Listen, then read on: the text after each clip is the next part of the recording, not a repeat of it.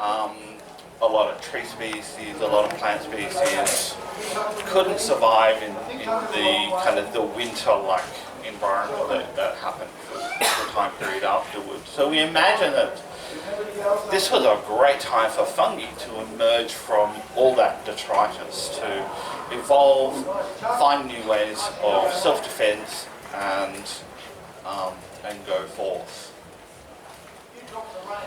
Over those 65 million years, Psilocybe has adapted to a number of different habitats. Originally wood-loving, but they now grow on dung, in soil, particularly organic rich soils, clays. Yeah. But we imagine that, well, it's postulated that psilocybin is a defensive mechanism. It's either a defensive mechanism or it's an attractive mechanism. We're not quite sure. But it has been shown in new studies. There was a paper that was released only last week that showed that the number of fungal gnat eggs in psilocybe mushrooms is rapidly decreased as a result of the levels of psilocybin. So there's definitely some kind of protective mechanism here, but probably maybe for higher life forms, so little mammals, animals, humans, this is definitely a way, possibly, or for mammals maybe, but definitely for humans, there's a way for psilocybes to spread and evolve very, very rapidly. Another aspect of this is the horizontal gene transfer. So the gene cluster that produces psilocybin has been shown to have been carried across into other genera. So Paniolus, Gymnopolis, Conosobi, I think Foliotina as well, through bacterial mechanisms. Nosobi was shown last year to have evolved psilocybe in their own way as a form of convergent evolution.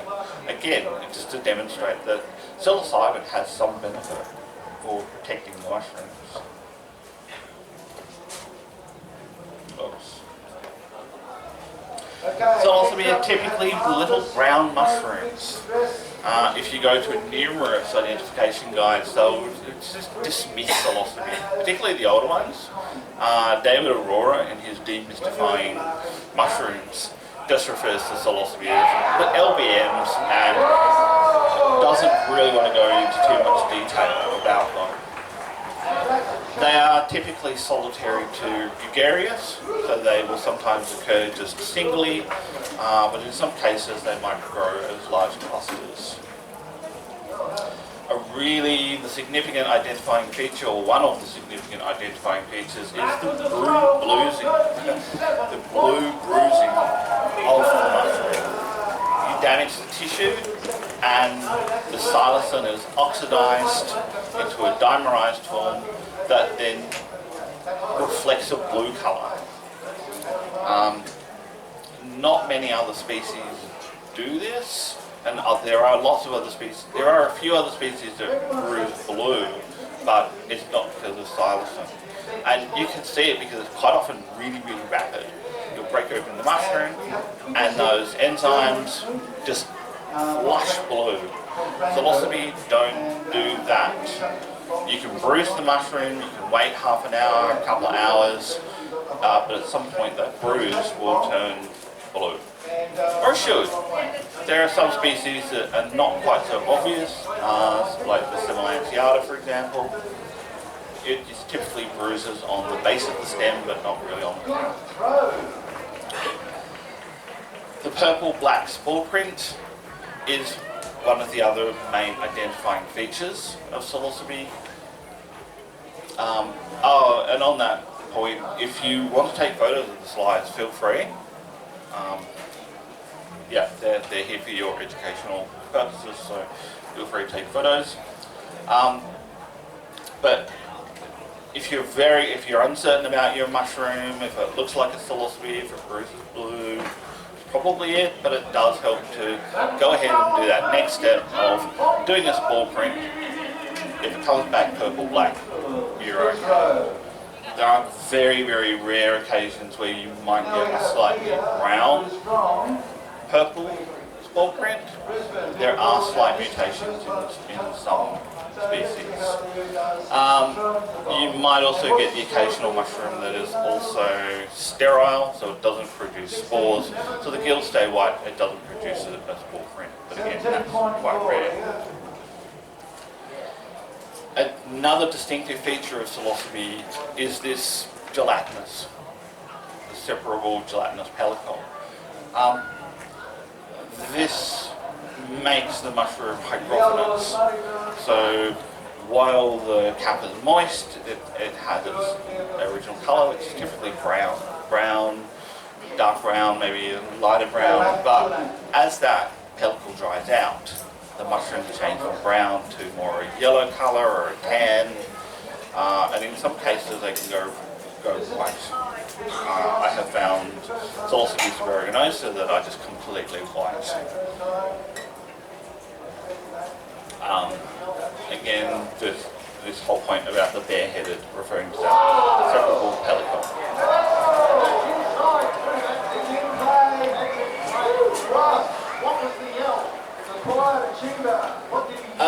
But identifying fungi, where do you start? There are a number of things to keep in mind when you're out foraging, trying to identify what you want to look for in your particular area. So keeping in mind climate, do you live in a temperate or a tropical environment? The time of year, is it spring or autumn? Habitat, field or forest, substrate, dung, grass, wood. Fungi will, Psilocybe grow in all of these particular kind of, under these different definitions. So as part of the identification process, it's important to observe and note all the features. If you have a guide with you, I advise you to try to identify in the field. Look at the features, look at the stem, look at the gills, look at the cap.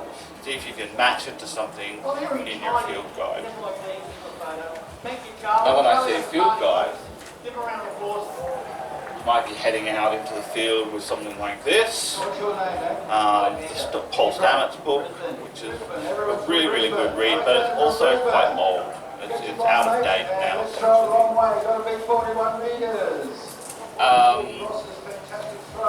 This one's more specific to Tasmania and Victoria, but the fungi flip is amazing. Absolutely fabulous. Where's my helper? Jonathan? But this thing folds up. You want to just kind of show it around? Show it first, and we can hand it around. Yeah, you can hand it around, but yeah. What's your name, mate?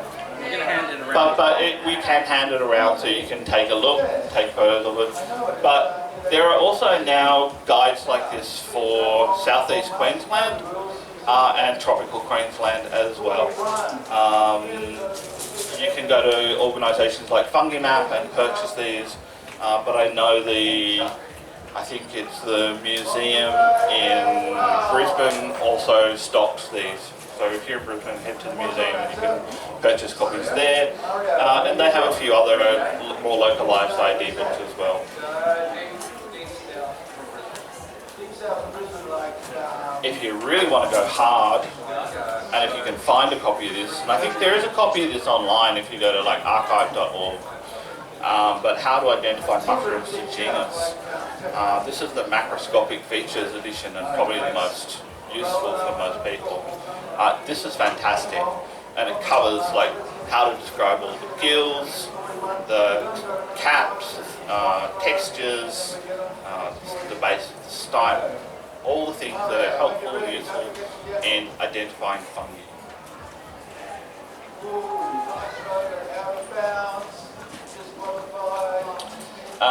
But yeah, so there's some of my main, well, I have a whole bunch of other printed resources, but in terms of Psilocybe, I think that's probably a good selection.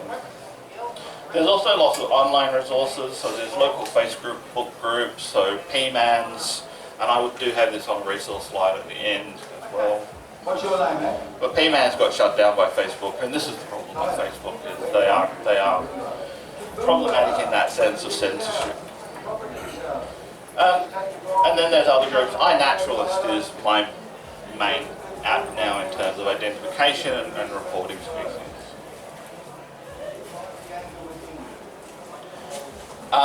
But this is a cross-section of Psilocybe aeruginosa. It has a very, very long fibrous stem. It has this kind of brown cap. The context, that's the flesh on the inside of the mushroom, is white in colour, but it kind of is a little, maybe a little slightly yellowy tan in colour as well. The gills are adnate and adnexed, so they're attached to the stem, but not fully attached. And I think in this photo, they might actually just simply be seceding, which means that the gills separate from the stem and they look like they're free. But Psilocybe gills are not free. Free meaning they're not attached to the stem. This is the separable gelatinous pellicle. You can see it here. This is Psilocybe semilanceata. I very, very gently broke the cap apart, revealing that gelatinous layer. It's quite tough, considering how thin it is.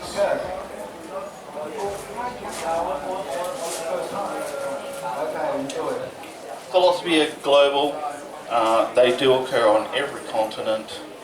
So there is a vast variety of different species and different sections. Whoa, nice chuck. Good style. This is a breakdown of how many species per region. And these are the climate zones. So in Australia we have really two main climate zones for Psilocybes. We have the oceanic, which is sort of Tasmania and southeast Australia, and then into tropical and subtropical.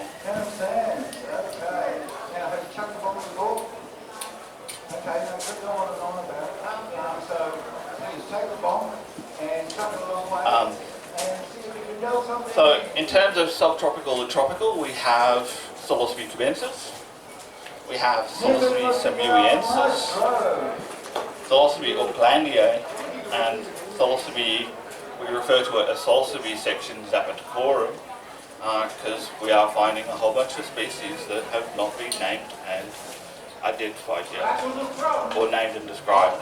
So there's no formal taxonomy on some of these species. So it's that kind of interesting space of discovery at the moment.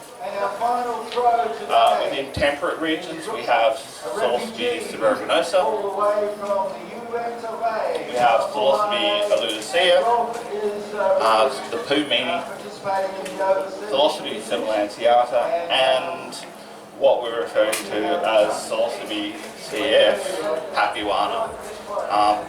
We're referring to it as Papuana because the description of it seems to match the original description from Papua New Guinea. But because we can't access the type specimen that's deposited in the Papua New Guinean herbarium, we can't compare the sequences, so we can't be 100% certain that it's the same species.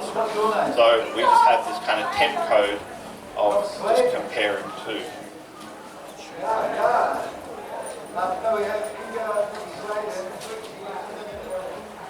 Psilocybe tend to fall into different sections, so different taxonomic groups. So I refer to section zapaticorum, for example. So the sections represented in Australia are section Aeruginosae. So this is Aeruginosa, and then I mentioned earlier that these are conspecific with other species. So essentially the same species as Cyanescens, Azurescens, and Lenii. We have section Semilanceata. So this is Psilocybe semilanceata and Aludicea. So they share similar taxonomic features. They have really thin, narrow stems and very, very small caps. We have the section commensae. So the only species from section commensae in Australia is Psilocybe commensus. Section mexicanae, the only species from section mexicanae is Psilocybe simuensis. Zapatocorum, or Glandiae papuana, and undescribed species. And then someone found something from section Cordysporae in far north Queensland, and we have no idea what it is.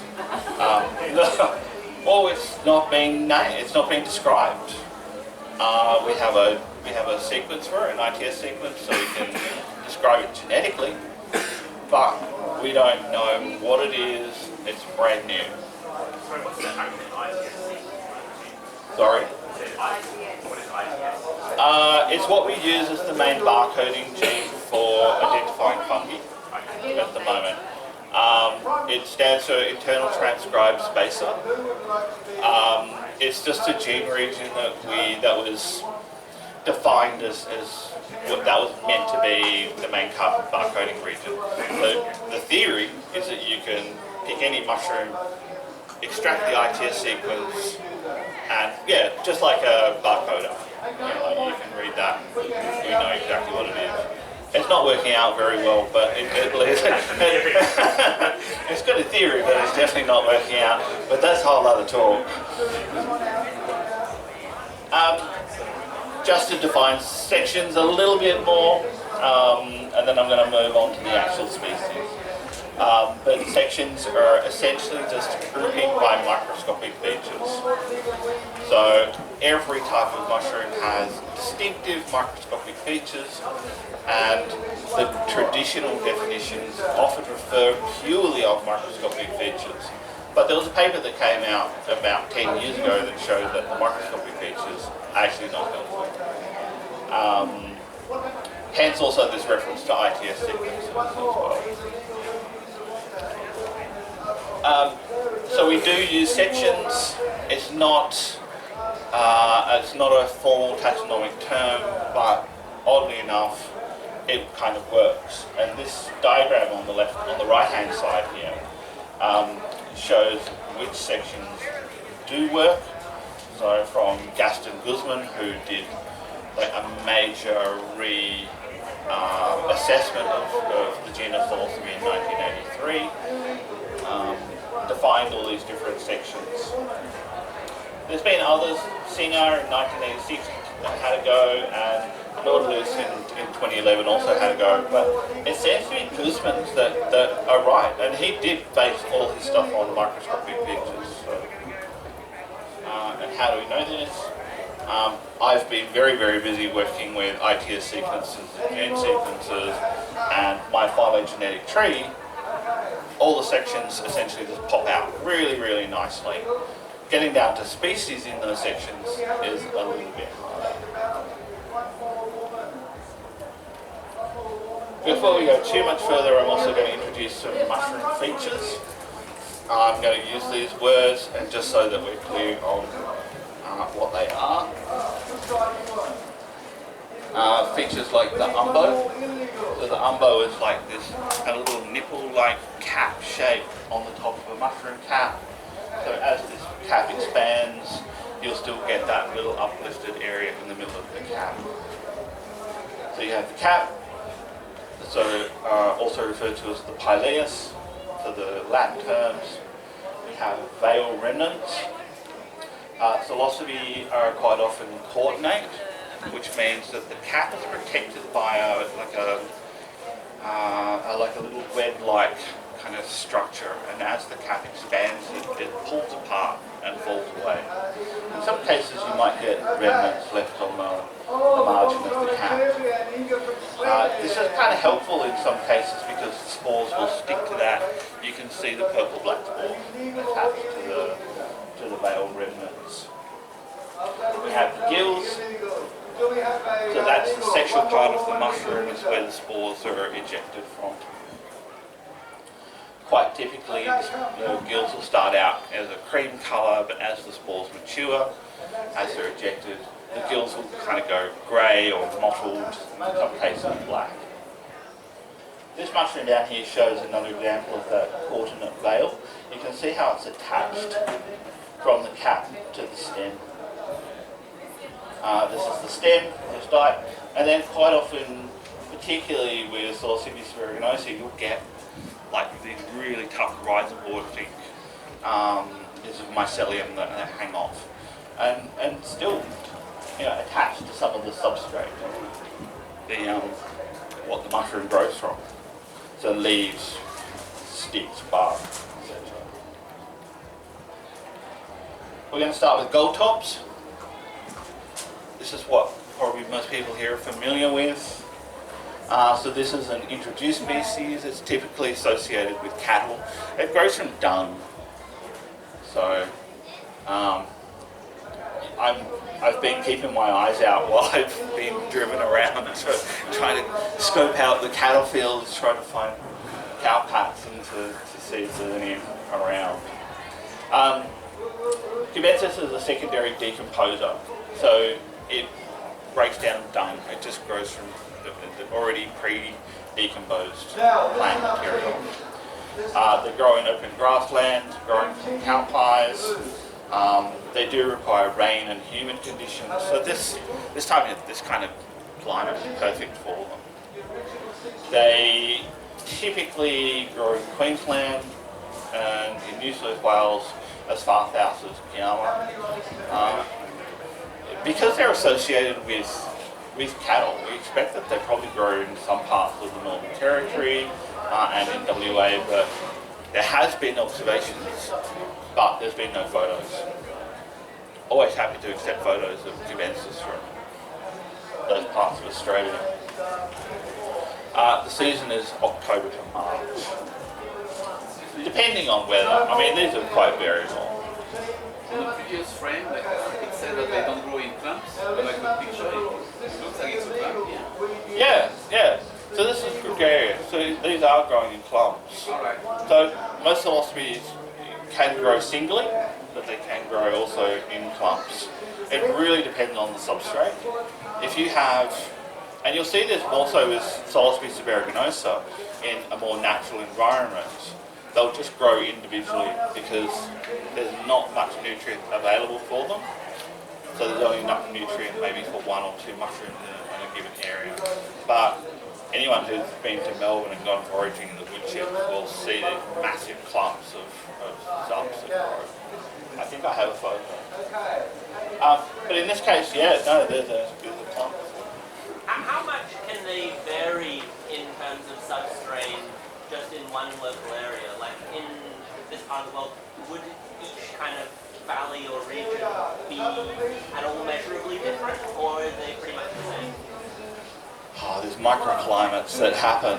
You'll get valleys that are really maybe humid and moist, and they're probably perfect, whereas really northern exposed dry areas you probably wouldn't get many. But I mean genetically different. Oh, genetically different. Yeah. Sorry, I didn't hear the first bit.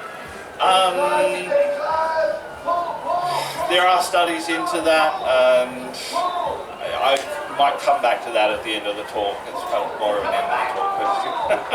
But I don't think they vary too much genetically. There are definitely subpopulations.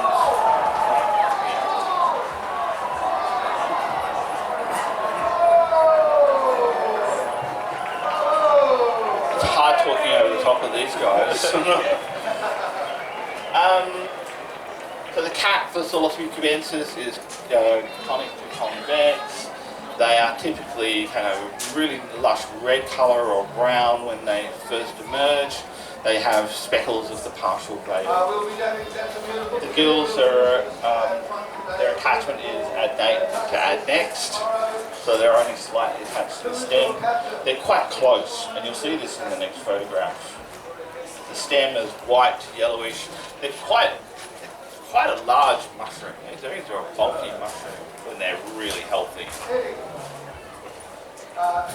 Another feature of cubensis that turns up in other species but not a lot of others, is the persistent annulus. They have a ring around the stem.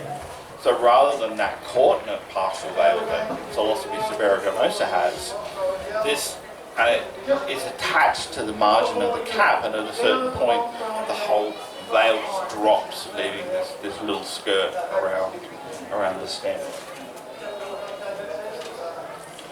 These are the gills. You can see they're really close. They're quite dense. They're kind of like a browny kind of grey colour to dark purple, sometimes mottled. Here's some environmental shots. You can see the gills in the one on the left hand side are the kind of more creamy colour. The one next to it is more mature, so it's starting to become brown and will probably end up being quite dark purple black.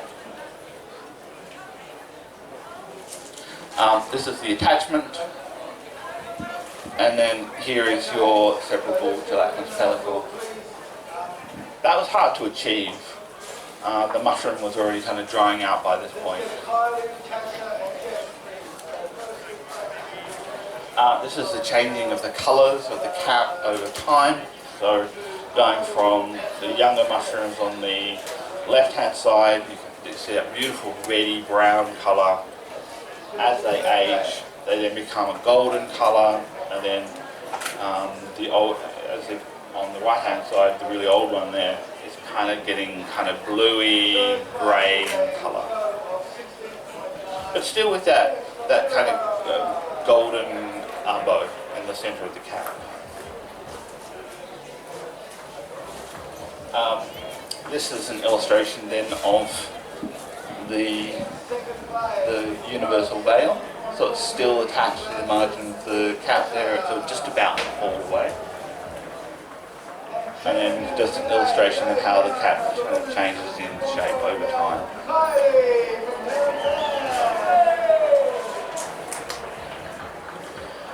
This is where Psilocybe cubensis occurs globally. This is from iNaturalist. And this map is a prediction of where you should expect to find them. And I'm going to present these for each species throughout this presentation. So I've been off doing some species distribution modelling in order to be able to predict where some of these species are going to occur. So that map kind of matches pretty closely. The prediction matches the actual observations. And that's just the global predictions. And this is pretty much exactly where cubensis occurs in the world. So in America they only occur from Florida along the Bay of Mexico, down through Central America and then into sort of tropical, subtropical South America, Southeast Asia, and then along the eastern seaboard of Australia.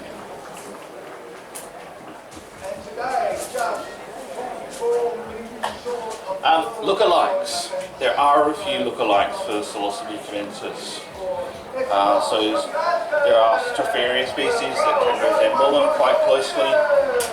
There's also some Agrostomy species. So Agrostomy pileatus, for example, can look quite similar and does grow within grass and may look like it's growing from dung in some cases. Candoliomyces is also another lookalike. Then you have some others, Bulbidius, Protostropharia and Diconicas that look like cubensis. They grow in the same habitat, but they're typically much, much smaller. So unless they can look like really, really small cubensis, cubensis can be quite small in some cases, but typically cubensis are quite large. And there's your Agrostomy pileatus illustration. So you can kind of see how you might confuse the two. Have a look for that skirt on the stem. You don't have one on Agrostomy. This is Psilocybe seborrheiginosa.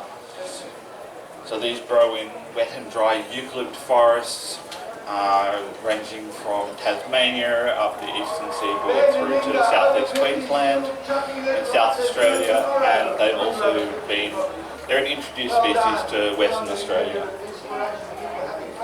They also grow in wood chip garden beds, so you can walk around urban Melbourne, urban Sydney. I dare say if you've got some really nice cold spots in Brisbane, you might be able to find them there as well. Or introduce them yourself if that's what you're into. The season is typically kind of April, May through to July, October, climate permitting. These are a very specific, climate specific species. And I'll come back to that. The cap is typically a caramel brown colour, making it really, really lovely, deep brown caramel colour. In some cases, like dark chocolate colour almost. As the hygrophilous cap dries out, they then dry to a yellow, a tan colour. They're typically conical to convex, and as they age, they change from that rounded cap shape to flat, and even in some cases sinusoidal. And they have typically a prominent umbo, but it depends on what variant you're looking at. If you're looking at like more the Alenii variants, there's no umbo present. In fact, in some cases it has even a depression in the middle of the cap. The gills are adnate to adnext. As I've identified, they have that white partial veil typically. Not always, but it's quite common. And these guys bruise really strongly blue when you bruise them. They are a really, really potent species, so that bluing really can come through quite strong. So these are some examples. So really, really large umbo, for example, on the specimen. You can see the partial veil remnants and even remains. You can see the spores on the partial veil. There's an umbo. And this is the sinusoidal kind of cap that I mentioned. Hence the confusion with the wavy caps in Northern America, which we've shown to now be conspecific. They grow from wood. They quite often grow from just directly from branches or other detritus on the forest floor, bark, wood, leaves, sticks. This is where they occur, so Southeast Australia, and they also grow in New Zealand as well. There's a few observations in the Pacific Northwest. This is their predicted distribution, which is pretty accurate. This is their global distribution. So you can see, yeah, that they occur in the Pacific Northwest, and they also occur in Europe, which is where azurescens, cyanescens, and lanei also grow. In this particular case, I mentioned that they are quite specific to climate, so I've gone ahead and created some charts about where the centres of foraging occur. There's probably a few issues with this map because they are centred around urban areas, but you can see the relationship between the drop in temperatures, the increase in rainfall, and the spike in foraging. So people observing them in various spots. So each of these numbered regions then match one of these climate charts at the bottom.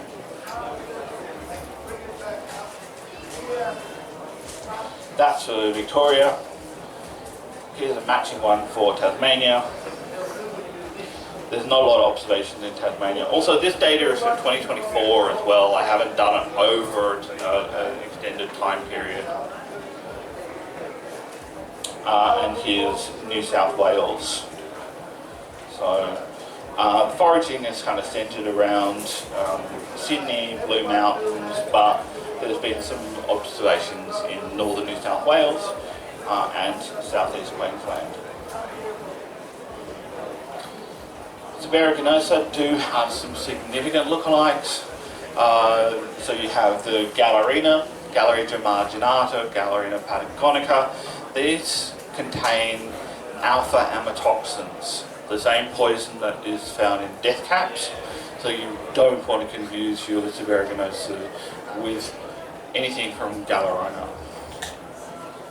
Cortinarius is another genus that you want to avoid. Cortinarius can look really, really similar to Severogenosa. They can dry out to a brown cap, and they can have a purple colour to the stem, which can be quite confusing for beginner foragers. You see the purple, you just kind of think, oh, that's the bruising. It's the colour of the mushroom. So when you bruise the mushroom, wait to make sure that that area bruises and it's not just the actual colour of the flesh, the context. In some cases, look, 15 minutes, half an hour, which, yeah, if you're in a hurry foraging, you know, that might be a problem. I don't know, I always recommend that you forage gently and slowly. Take your time. If you pinch the cap, if you pinch the margin of the cap, that will bruise a lot quicker than the flesh of the stem. Right. Cortinarius contain a compound aurelanine that will destroy your kidney.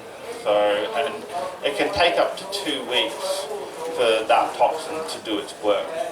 So you don't want to go consuming Cortinarius thinking that they're subs. Foliota also contain alpha amatoxins, so you want to be careful of that fruit. The thing with Gallerina and Foliota is they have a distinct annulus on their stem. So that's a determining factor for those two. They also have red-brown spore prints as well. What's an annulus? Sorry? What's an annulus? Annulus is the skirt. Okay. So I mentioned earlier the skirt for cubensis. Yeah, so it's like, yeah, it looks like a little dress that's around the base, around the stem. Other species, Hypholoma can look like subs. They will give you gastrointestinal distress. So you'll get shits, you'll want to spew. And then you have Protostropharia, which can also be lookalike. They're fine. They're not going to do you any harm. Loradiomyces are also poisonous. They'll also give you gastrointestinal distress. And then there's Gymnopilus, which are another active species, but I really don't recommend going there because they taste vile. Like, they're really revolting tasting. Gymnopilus genonius is the main one that people find. It's not active, but there are other kind of purple-coloured ones that can be active, but yeah, like I said, they're revolting. Don't.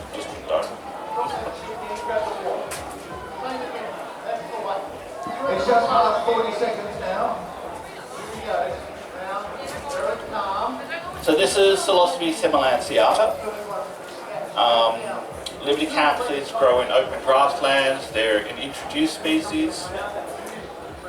They grow from the decomposing grass. They do require cold, and I've identified that their species are typically March to May. They don't like the really cold middle section of winter, and then they have a second season, so from August through to October. If you do happen to find a patch, these do spread really, really easily. I have accidentally introduced these to other areas in Tasmania through my foraging activities. Oops. They have a really distinctive cap. It's really sharp, it's conical. It has a really distinctive pellicle on top of the cap. So it's the same tissue as an umbo, but it's just the really gelatinous pellicle section. Kind of quite distinctive. You can kind of see it here in this one. Sorry, these are kind of washed out a little bit. But the pellicle kind of just up here. round of applause by Caine, our first competitor in the 10th Olympics iron gold. The gills there again add next. The stem is long, white, it's very fibrous. Another feature of Psilocybe is that you should be able to wrap the stem around your finger and it won't snap or break. They're quite tough. This is the predicted distribution of Psilocybe. So they should be common in Tasmania. Okay. They're quite common in southern New Zealand. But the first observation of Psilocybe in Australia was McAlpin in, I think it was 1898, with his book on fungi of Australia. He identified Psilocybe similantiata in the low mountains in New South Wales. This is the global distribution, which pretty much matches the iNaturalist distribution.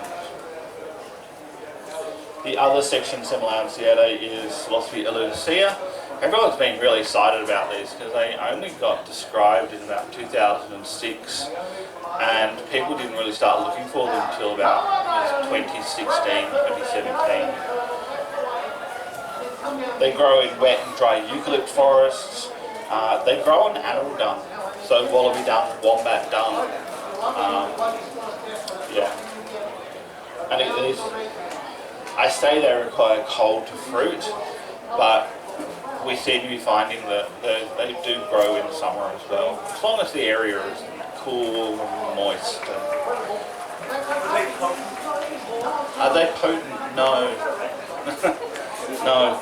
Well, but that's only from people who've tried them. They've reported they're not very potent. But they haven't been tested. They haven't been tested formally. We only know from general use. It's from iNaturalist. It seems to be that their season is from February to August. They have these conical to convex caps, striate means that you can see the gills through the margin of the cap. They have a beautiful leathery brown colour, precious brown. They do have a coagrophenous cap, so they do dry out to like a lighter brown, tan, yellow colour. They're really easily confused with Diconica coprofila. If you do happen to confuse them, it's okay because Diconica are not poisonous. Much like Similantiata, the stems are really long and wide.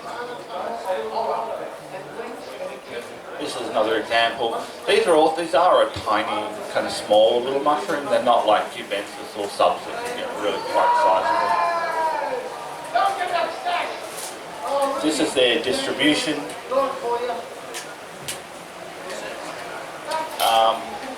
They have also been found in Chile.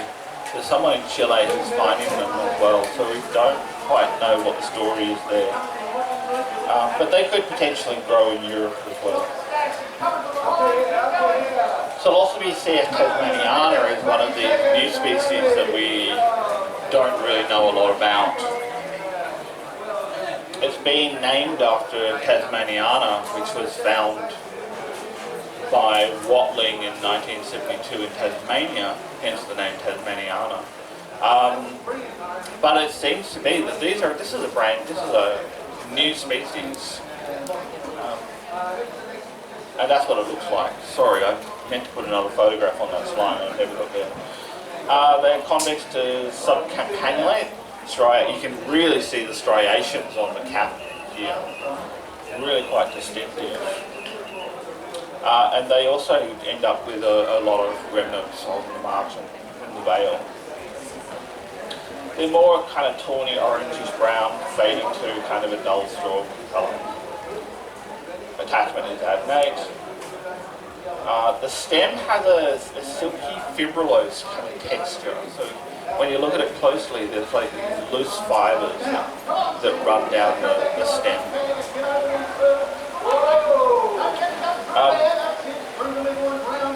get down to that tree. They are definitely in section Semilanceate. They are also very close to Stuntii as well. Stuntii looks like it has evolved out of section Semilanceate. So there's crossovers here. They do occur up in this region, so if you're out in the right habitats, you might be able to find them. This is their predicted range. So the green being the area where you're most likely to find them. And this is their global range. There is a theory that perhaps they're introduced, but the question is introduced from where? So hence why I've been doing these modelling maps. Like, where in the world are these possibly from? And in this case, it looks like they're possibly from either South America or from China. So the Chinese, though, are not doing a lot of sequencing of Psilocybe at the moment. Paniolas, actually, interestingly enough, but not Psilocybe. Okay, bravo.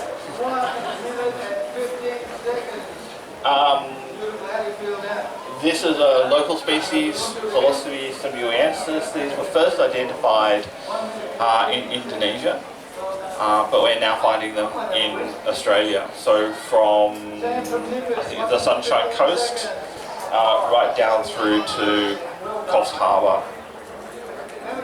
They love open grassland. They may be an introduced species, they may be native, we don't know. It's this thing about doing population studies. They love growing from wet soil, so if you can find pasture that's really, really damp, muddy, and quite wet, you might find them there. They require lots of rain and humid conditions. They do grow from dung, but more typically dung-enriched soils. The season seems to be October to May, but we're still finding out a lot more about these. Section Zapaticorum. This is Psilocybe papuana. This is a beautiful mushroom. A really, really quite distinctive colour to the cap. They grow in soil or amongst litter of humus, so really enriched soils, clays. They're tropical to subtropical. There was a point, because they were named after Papua New Guinea, there was kind of questions around, are they associated with Nothofagus forests or Gondwana forests? But it does seem to be that they're either spreading or they are adventitious. They can grow outside of their expected environment. They were originally found in Australia and northern New South Wales, so in this region. But people are now finding them in Victoria as well. And it will be, I guess, there's a call out to people in Tasmania and other regions to also go looking for them amongst Nothofagus to see if they turn up. They have a conico-convex cap. It's black, green, or olive green in colour cap. They're really, really lovely. Again, adnate to our next gills. The gills are really densely crowded. But because they're already kind of like a bluish green colour, they kind of stain greenish when bruised. The stem is hollow, so they have these white fibrils. There's flocose kind of texture on the stem. The base is often white with mycelium. But you can see this kind of the floccules. And how when they're disturbed it kind of goes brown. It kind of runs up and down the stem. That's a kind of a feature of section Zapaticorum in general.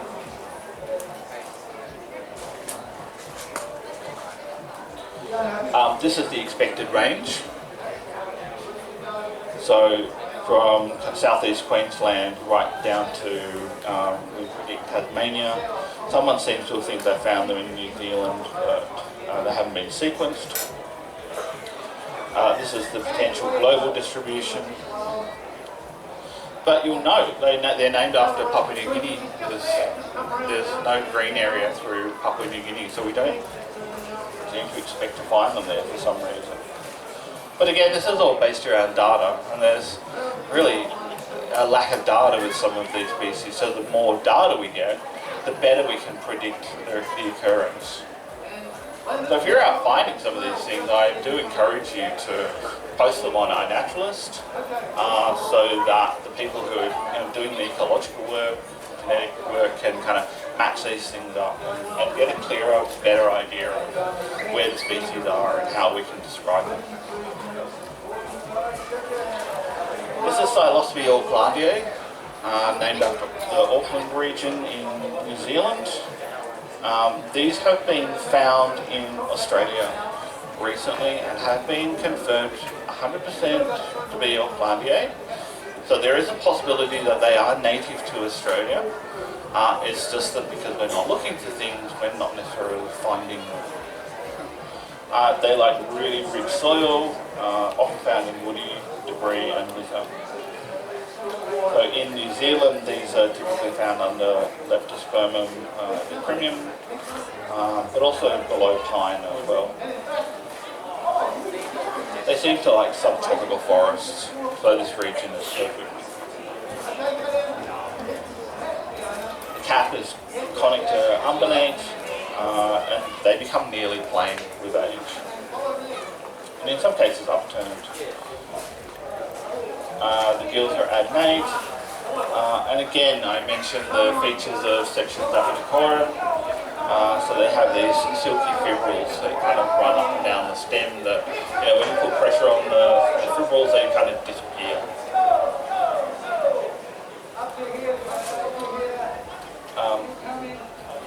Again, you can see those kind of fibrils on the stem here. The gills are close, but they're not really tight like cadensas. And in this case, they're really quite fresh gills. So they're still cream in colour. This is our predicted regions where you might find them, and globally. And section Cordyspore, I think I've messed up and not included the photo. Sorry. Whoops. I might be able to find time yet to pull up the iNaturalist. I still have half an hour, so I can maybe go ahead and do that. Yeah, no, that's a bad one. Sorry about that.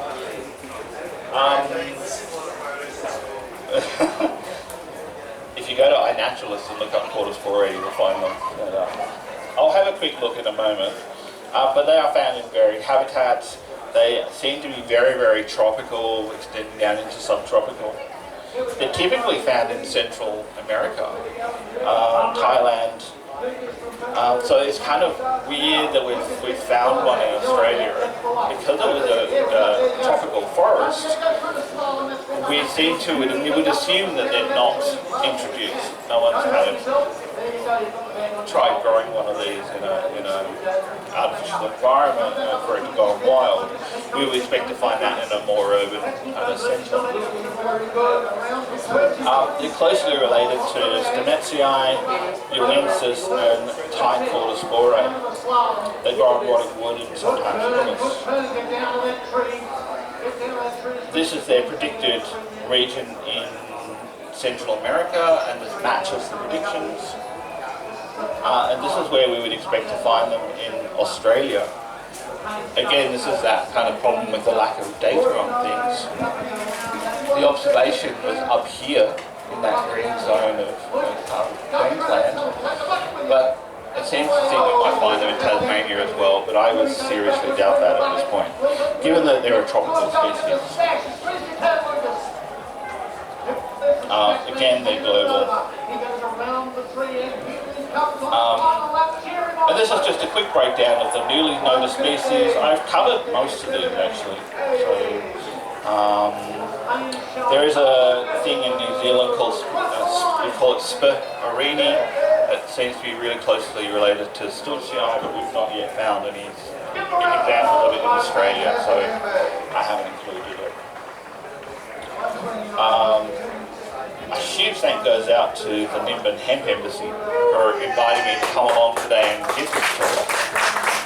I'd really like to thank Entheogenesis Australis for all their help and for encouraging me to go do all this stuff. And I'd really like to acknowledge all the people who contribute to iNaturalist. The data that is now being accumulated by iNaturalist is fabulous, and it will then allow people like myself to then create these maps, to analyze the ITS sequences that are being published publicly. It's an incredible resource, and I highly recommend using it and just exploring it. These are some of the websites and Facebook groups that may be of assistance if you're then interested in diving into the rabbit hole of psilocybe. PMANS 2.0, PMANS ID, really great groups. PMANS started, I think, in 2017, and it was the longest group in Australia. But it got shut down by Facebook earlier this year. So there is a 2.0 group if you're missing your PMANS fix. Silver Linings and Long White Clouds from New Zealand is also an exceptional resource if you're interested in psilocybe and learning about some of these species. Another group is Psilocybe, there's PIMP, please identify my psilocybe, psilocybe mushroom, another community, Australia and New Zealand as well. EGA has a whole bunch of resources, but I'm going to get Ronnie to talk about this. Can you talk about EGA and the resources that we have for psilocybe? While I pull up, I missed a slide. I'm just going to pull up an INAT observation if you want to talk about EGA for a minute or two. Okay, I'm pretty sure most people would have heard of EGA, but it's an Australian-based ethnobotanical charity. It's been around about 21, 22 years. I guess it has a lot of connections with this event, so we're collaborating, I guess, with EGA and Mardi Gras to run this space. So this is almost like a sampler of an EGA, but I guess an EGA is just plant talk. It's like an event. We have both the charity and we have events, and the main event happens every couple of years, and it's a bit like this, it's a sampler, except for it's about 600 plant nerds all hanging out. And not only that, we get lucky, because we do two events. One's an indoor, which is more like a conference event inside a conference centre. So, but lovely. We get lucky, then the other one is outdoors for 4 days and it's all camping. So we kind of do this for 4 days, camping, sitting around the fire, chilling out, chatting. And so, you know, Caine, for instance, is there for 4 days. You can go talk to him anytime. But he's asking about the resources. So EGA produces resources to help the community. It's all, you know, basically free. So you can either access it through YouTube if you're into video. So most people, how many people saw Caine or have seen Caine on a video? It's quite a few, not as many as I thought, but a few. So yeah, EGA's got lots of YouTube videos. Caine's on probably like 25 of them to 50 of them, I don't know, in some way. But there's standalone ID mushrooms, videos to ID mushrooms. But our resources, which are our fact sheets, are probably the most dense and best resource for like most of the images of these slides are in those fact sheets. So we do a cubensis fact sheet, a subruginosa fact sheet, and we've got an amanita fact sheet on its way. Probably coming out in like the next 2 months. So you can go, there's a sticker there, but you can go to entheogenesis.org and essentially click on fact sheets. And all of the data sheets on every ID, mushroom to ID are there, plus lots of other plants. And we also have the plant matrix, which is a whole other thing which combines, if you're looking at taking one plant with another plant, then you can have a look at like how safe or risky or what you might expect from it. So there's lots of different resources there. They're all free and they're all put together by the community and generally for free. So well worth checking out at entheogenesis.org, supporting the charity and being part of the community. Thank you, Jonathan. Okay, so this is a section called a spore that was found in northern Queensland, you can see it's really quite different from other psilocybes. It's got this really, really rich, kind of dark brown cap. You can see, perhaps not as clearly, you can. You can see the pellicle on the top of the cap, and this kind of brown stem. There would be some probably floccules as well, but they've kind of been, I think, rubbed off in this example. These are the gills. They're kind of quite brown, kind of browny purple in colour. And then that's just an environmental shot. So growing out of some clay in the forest. And I think that's it. So that section Cordyspore. If you ever find anything like this, I'd love to hear about it, and I'm sure a lot of other people would as well. Question time. Yes. Hang on, we've got our mobile mics. Yeah, I'm going to switch. Here, do you want to take? Yeah, we finally got the small one for you. You take that one. I'll use that one. Alright, who's got the first question? This chap over here. Let's hope this one's going to be our friend today. Hello. So I've got like a bit of a two-part question.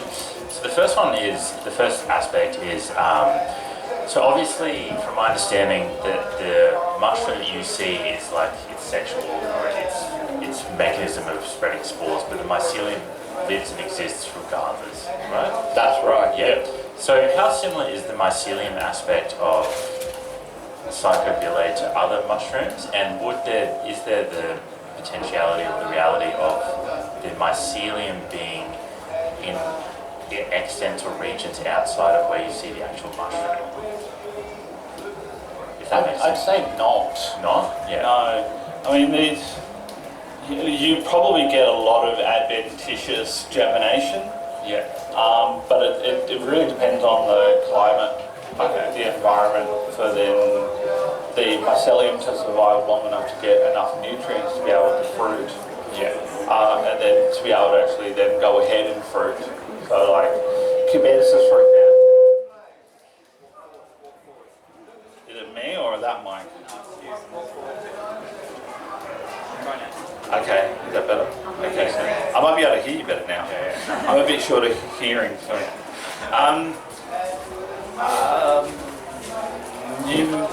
So like with cubensis, for example, it's a seasonal mycelium. Right. So the spores die over winter when it's too cold, or the mycelium dies over winter when it's too cold, and then it just starts over again in fresh cow fat. Yeah. The thing with fungi is that you also need, it's a numbers game with fungi. They pump out like thousands of spores. Yeah. So then, you need two spores to germinate essentially right next to each other. So, and hence, I think with cubensis, the common narrative is that it's the cows eating the mushrooms and then shitting them out, and then the spores are present in the dung, so they germinate, myceliate, and grow. The opposite of that is then your Suberoganosa that's perennial, that can last over years. Yeah, so which is kind of like, I talk about wood-level paralysis a bit as well. It's like if you find a patch that causes wood-level paralysis, don't use that same patch again, because there's a high chance that you'll get paralysis from that same patch. Could you repeat that? So wood-lovers paralysis. Wood-level paralysis. Well, that's your next question. What is wood-lovers paralysis, and can you tell us anything about it? Wood-level paralysis is a muscle paralysis. It's a toxidrome that occurs from consuming some specimens of Psilocybe tuberoganosa. So you consume the mushrooms, and then 2 to 3, maybe 4 hours later, some people don't notice till the following day, and that's the point I'll come back to, but you start to notice a weakness in your hands and your feet, and that can then spread through your extremities to the point where you can't walk, you can't do anything with your arms, legs. It can get really bad. We're noticing a narrative for people who double dose, are more likely to experience wood level paralysis if it's present in the mushroom. But it can affect your ability to eat, to drink, but also to breathe. And we're aware of cases where the wood level paralysis may have been responsible for the death of those individuals, but some individuals have been intubated, like they've had to be kept alive because they're unable to use their lung muscles to breathe. Oh, wow. So, Which one is this mushroom again? Which one is this mushroom again? Psilocybe aeruginosa. How does it look like? It was one that showed, look, it's very rare, it's just something to know about. Like everything I know about wood lovers paralysis is not going to stop me enjoying wood lovers mushrooms. I just want to know that data's very I just wanted to know which mushroom, so I don't Yeah, you can bring a picture up. It's a very beautiful looking mushroom. Look, I'm a pro sub here. This species. Oh, I'll make it a slideshow, then that will help. It's temporary. Yeah, so it's a temporary paralysis. If this was permanent, yeah, I think you'd be hearing a lot more about it. It is only temporary, but it does last in your system for about 48 hours. A lot of people do take their dose. They might lie down and just enjoy their trip, and then wake up the following day, go to do things, and the paralysis kicks in. So we've heard stories of people going to drive their car and then having to steer their car off the side of the road because they can't drive, or falling off their bicycle.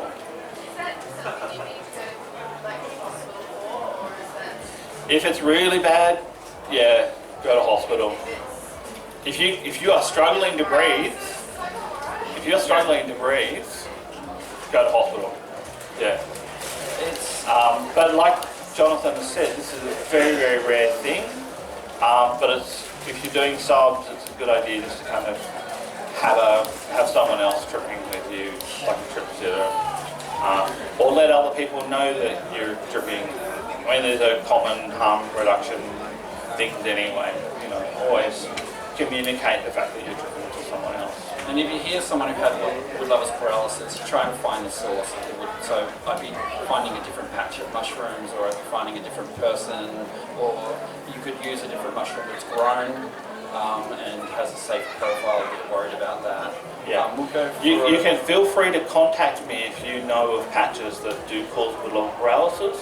I'm running a wood lover paralysis tracking project on iNaturalist where I'm reporting patches, and I encourage other people to report their patch if they find them, just as a harm reduction measure, so people can look this up and go, oh, the mushrooms I picked last week from that patch, maybe I shouldn't consume them. And it does appear to be somewhat related to dose. So, with subarachnosa, you can easily have 1 gram and still have a great experience, or 2 grams. But with cubensis, you might be looking at a 5 gram experience. But with that, it's unlikely you're going to have 5 grams of subs deliberately.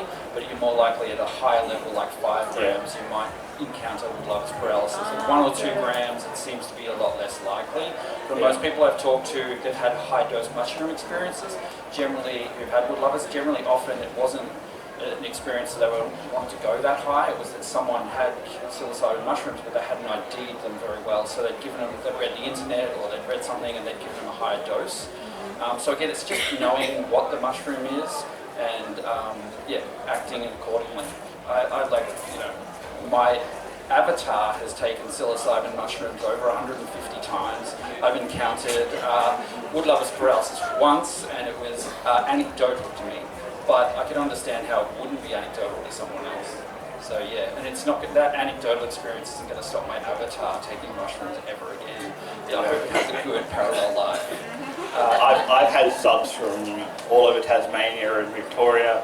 I've never experienced it, so I'm yet to experience it myself. My reason for following it up is for harm reduction reasons, and because I'm just fascinated with the potential chemistry of what's going on. Yeah. Do we have a question? Oh yeah, I was just gonna ask, how common is it, like the wood lovers, and is there any statistics on that? Any Statistics? No. Is that what you're kind of? Yeah. Early days. It's still very, very early days. We published our first paper on the very first paper on wood-lover paralysis got published last year. One of the co-authors. We had 390 people respond to our survey that we ran in 2020, and out of that, 165 people had experienced wood-lover paralysis. But of course, there's a natural bias in that because the survey was about wood-lover paralysis. So we don't have any statistics on how often it's actually occurring in the real world out in the population. So it's just one of those things that we try to educate people about and to let them know that it is a possibility, and just to be careful. Hey, just more around the ID. With the Psilocybe versus the, excuse me if I'm saying it wrong, Canalius cyances, in my experience they also bruise blue. That's right, yeah. So why are they not classified as a Psilocybe? Because they're in a completely different genus. Okay.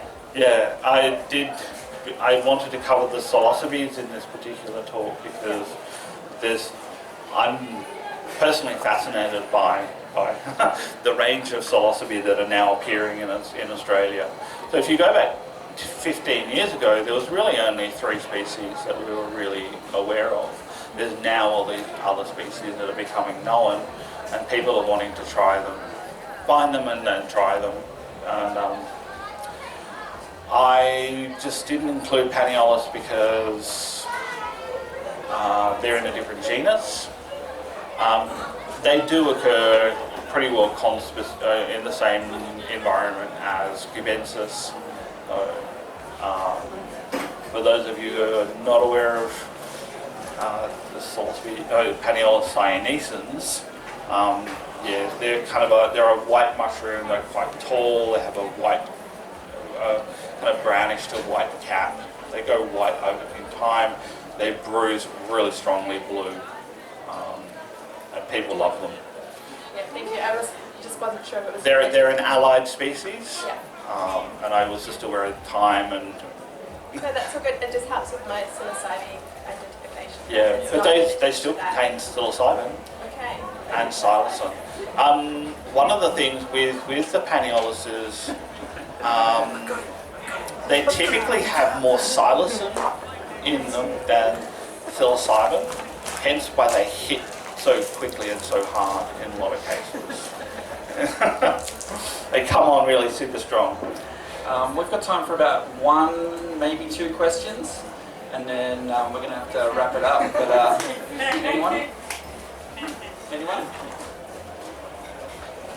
Oh. The mushrooms that you were just speaking of, have you personally tried them? Yes. Oh, okay. I thought so. Yeah, I love subs. Psilocybe aeruginosa is my favourite genus, species, all up. It's been my life fascination is Psilocybe, but particularly Psilocybe aeruginosa. I think you must have missed that. I've tried them from all over Australia, Tasmania and through Victoria. I haven't tried any of the northern New South Wales subs yet, but I have tried cubensis, and I have tried liberty caps as well. And would you say the mycelium under the dirt would connect to all the different species of mushrooms? No. Oh, okay. So No, that's not how connect? mycelium works. Oh, okay. They all run together. Yeah. Mycelium kind of all runs through and amongst each other, and they all have, some of them work together, some of them are competitive against each other. Yes, it's a whole other talk, diving down into that kind of ecological bed of mycelium,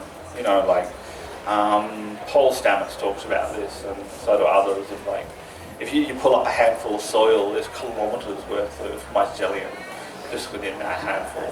Do you have your resources? I do have my resources. Have you seen the dingo's paws actually pick up the spores and help spread the mycelium? Yeah, well that was something that I covered earlier in the talk, was how essentially animals, animals and humans in particular do help to spread spores.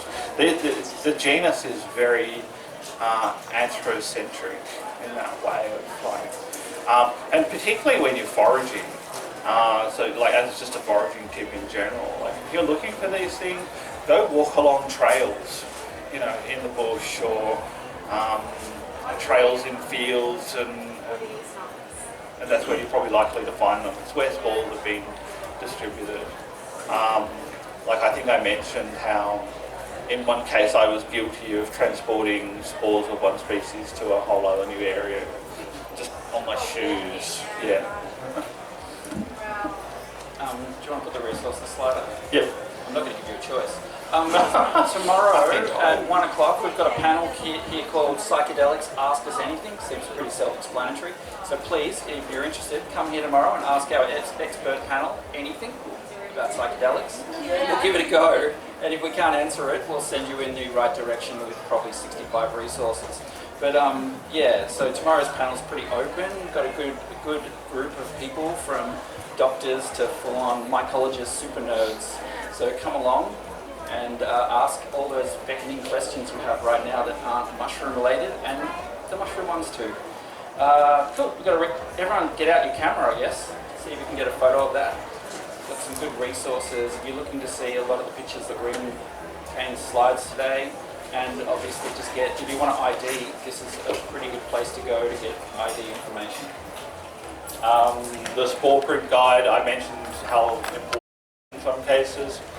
The spore print guide is there as well, of how to make spore prints. And you're giving one more content, you're doing one more lecture? I'm doing a lab-style cultivation talk tomorrow morning, and then I'm also on this panel that we were talking about. Ask us anything. Yeah, but thanks EGA for helping make these talks available and the resources. Everyone put your hands together for Caine Barlow today. We hope to see you back in Caine soon.